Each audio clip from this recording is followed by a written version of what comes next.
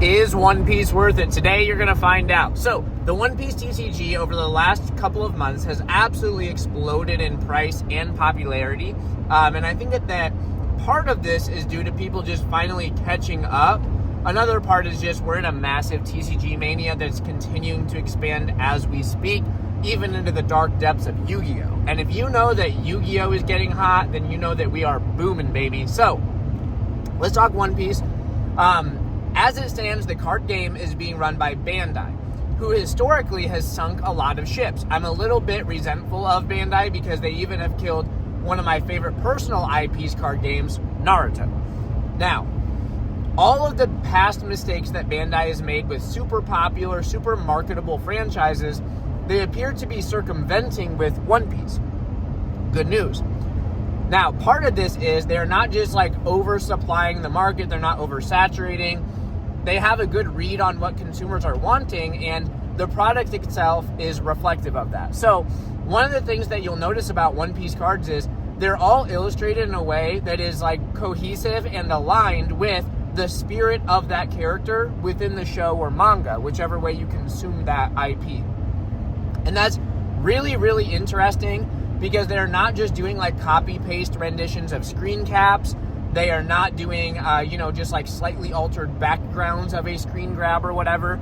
But they're not going full-blown like, Yukimori clay animation, like crocheted stuffies of Monkey D. Luffy or anything like we might see in Pokemon. All of the cards and artworks that we're seeing are pretty like design-oriented over the environments and atmosphere and spirit of that character.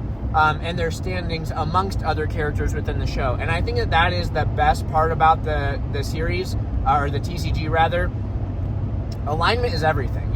Like if you want to have a successful marriage, you and your wife best be aligned on every decision. If you just go gung-ho and you make a decision without discussing it with your spouse, it's not going to go so good for you guys. That's going to be a net negative over your trust. And, I guess I'm not a marriage counselor, so maybe I should just stop it there. But alignment's important. And Bandai's doing a nice job of keeping the TCG aligned with the spirit of the anime. They also have a good read on their player base.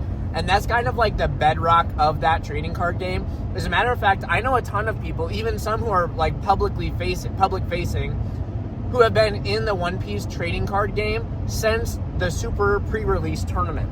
And they're still interacting with it to this day. And so that sustained player base obviously was like a massive element in like building the foundation of the game. In some ways, maybe that set like the floor in terms of interest, because as long as the game is still playable and they're releasing like meta-relevant cards, which why wouldn't they be, then those players presumably will continue to sustain their interest. And as long as all the players don't fall off, we're not going to see a massive collapse in the trading card game.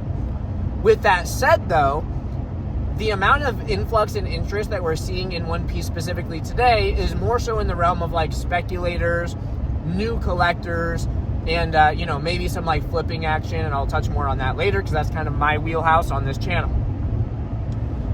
So I'll come off by saying, like, first and foremost, any individual card in One Piece that's like a chase is probably more rare than its counterpart in modern Pokemon. And I don't even have to say probably there. It's like, that's factually true. The cards they're more rare because there's less of them printed, and we're talking about case hits, not just like, multi-booster boxes. If you're looking at something like a Sword and Shield alt art, like, you're probably going to get an alt art out of like 1 out of 2 or 3 booster boxes, talking like Evolving Skies, Chilling Reign, stuff like that. Now, it might not be the alt art you're hoping for, but you're probably going to hit one. Shout out to Greed and V. With that said, if you're looking at One Piece, the top chases are a case hit, which means you would have to go through an entire booster box case to potentially hit the alt art that you're hoping for. Not just a couple of booster boxes to hit maybe the alt art. You have to go through an entire case to hit the actual top tier chases. And that is insane. The amount of like, and that's something Bandai's done well with like Dragon Ball Super Masters. They kind of did the same thing in case hits. Like the God Rare was a massive chase, and people were literally dropping thousands of dollars to try to pull like the Vegeta God Rare from Realm of the Gods.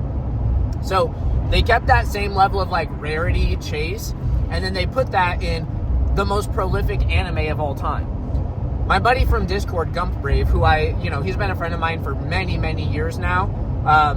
And he was talking today in Discord, popped in on my lunch break, and he posted something about how the manga for One Piece has surpassed Batman and Superman in terms of like comic book sales. Now, those IPs have like many decades, half a century of history prior to One Piece. So they had a massive leg up, yet One Piece is surpassing them. That speaks to the consumer interest, right? Like the IP is very, very strong. And whether that's like good character development, all the classic mega shonen tropes, certain design elements of various characters, I won't get any deeper on that. But regardless of what you're interested in an anime, One Piece has some elements of that, including compelling narratives and, emotionally vestible background stories. Now, that's kind of like the bull case for One Piece. The bear case sounds something like this. We are seeing a massive exponential rise in interest. And I say exponential, it's basically a line straight up. Now, whenever that happens, it's likely that we're going to overshoot valuations. And this same thing could be true in Pokemon, which is like, One Piece right now in terms of sales volume and like consumer demand is second only to Pokemon. And again, that kind of is going back to like the bull case. Pokemon's an absolute powerhouse of an IP. So for One Piece to be like, the second most competitive franchise compared to that, that's a very high bar to be pursuing. And shout out to them for being competitive with it, right? Now, going back to this bear case, the fact of the matter is we probably are already overshooting some pricing on certain products. And I won't go into like whether it's sealed or singles. And I guess right now, maybe even we're flirting with like some overestimated prices in slabs. But with that said, there's still plenty of opportunity, but I'm telling you, I'm making a bear case. So the fact of the matter is, if you're speculating in like certain items, there's a non-zero chance that you might be buying at like, short to mid-term market highs at any given point in the short term. Does that mean that you should be fearful and stay away from One Piece entirely? Probably not, but just know that there's probably room for like some corrective patterns moving forward in the market. And that would be the one thing to be reserved about, in my opinion. Whenever you see like a straight line going up and to the right in a parabolic or exponential fashion, probably not the best buying opportunity. But we take a look at things and it's like, we know that consumers are not super rational. Like, here, shout out to all the crypto bros. Everybody wants cheap Bitcoin when Bitcoin is expensive. But when Bitcoin drops 30%, nobody wants Bitcoin anymore. And the same thing tends to happen with collectibles. When collectibles are really hot, and I'll transfer over to like Pokemon here for a second. When collectibles were hot in 2025, and they still are now, but bear with me, everybody wanted Pokemon cards. But around Black Friday, when everyone slowed down because they were buying gifts for their actual family members and loved ones instead of for themselves, and we saw like a 10 to 20% correction, well, very few people wanted Pokemon then because Pokemon line goes down, right? Line goes down, people don't want item. Line goes up, people want item. Right now, line is going up, so people want the item until they don't. And that would be like the one thing to kind of be aware of, I suppose, when you're interacting with this. You could also go on and say that like, hey, what if Bandai implodes the game for some reason? Like, what if they do their classic Bandai thing and they just absolutely demolish the game? Players begin hating it, collectors fall off, the artwork takes a U-turn. Like, let's say they start making like AI-generated artwork for the cards. I don't foresee this happening. But, that'd probably be a turnoff for some people, right? And so little things like that could probably have a net negative effect on the market, but I think the biggest thing we have going against it right now is just plain old irrational exuberance. And with that said, it's like, that's also not a bad sign because that could be setting One Piece up for just like the classic cyclical nature of collectible trading card games. And so that's kind of my overall take on One Piece. I think that pricing might be a little bit high right now. There might be some opportunities for people to take a haircut in the short term or midterm or whatever. But over time, as long as One Piece sustains as a relevant IP, which like that's the thing they have going for them, right? When we're talking about something as simple as like the business level, the people that reap the greatest long-term gains are the people who have consistent output over time in a market that isn't absolutely dusted. And One Piece has had that. They've had consistent output for decades. They've been producing manga and anime for literally decades. If you go back and look at some of like the visual adventure cards that were produced by Cardass back in the day for One Piece, even those were absolutely stunning. And there's been consumer demand at the high end for that for quite a while as well. Maybe not as fast selling as today's Bandai TCG, but there's been interest in the IP across the board. And if you look at other parts of the One Piece market, like if you look at, a big collectible that I actually just collect and enjoy is production artwork. So the actual sketches and cells, when applicable, that are produced in the making of the show. One Piece sells super expensive. That is an extremely, extremely pricey IP when we're talking about like Ganga, and One Piece does have some cells available too for like, I think one movie and maybe some of the early episodes they were still using celluloid animation. But One Piece outsells in some cases IPs like Yu-Gi-Oh!, Dragon Ball Z it can be competitive with. It's competitive with Pokemon in terms of pricing. And that's because a lot of the artwork never actually made it out of the studio, right?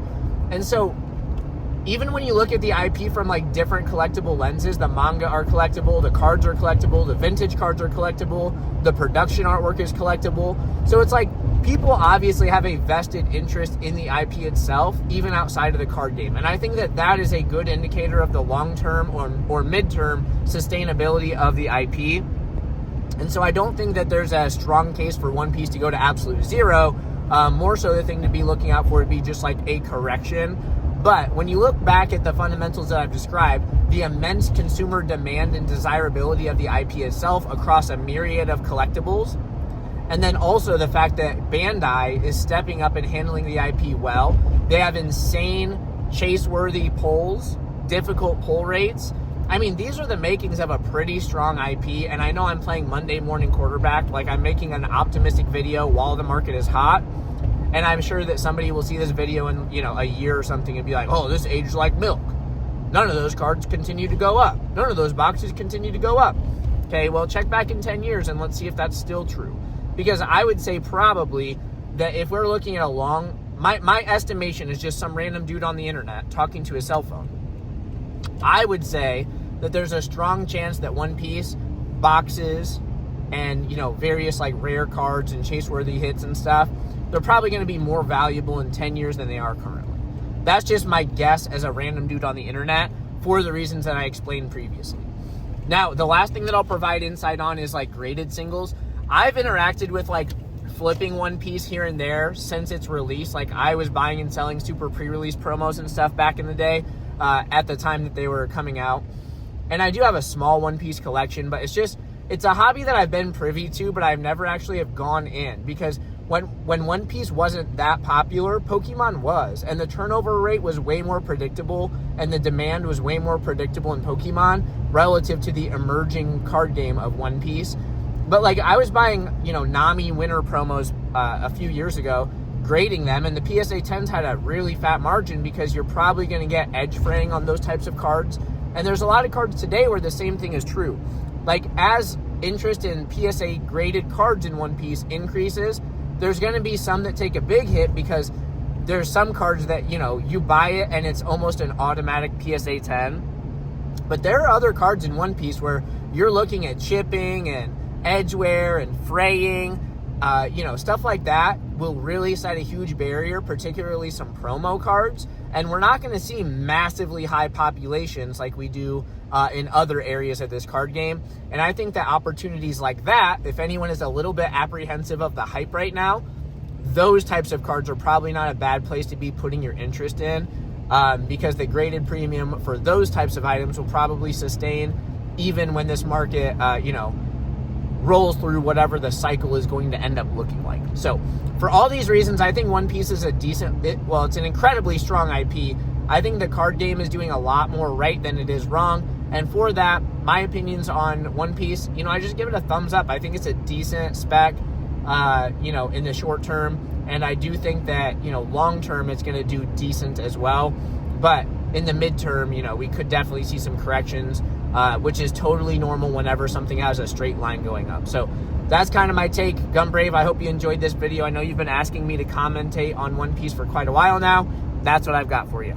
Thank you all for watching. Be sure to hit the thumbs up as you head down to the comment section, and I will see you on the next one.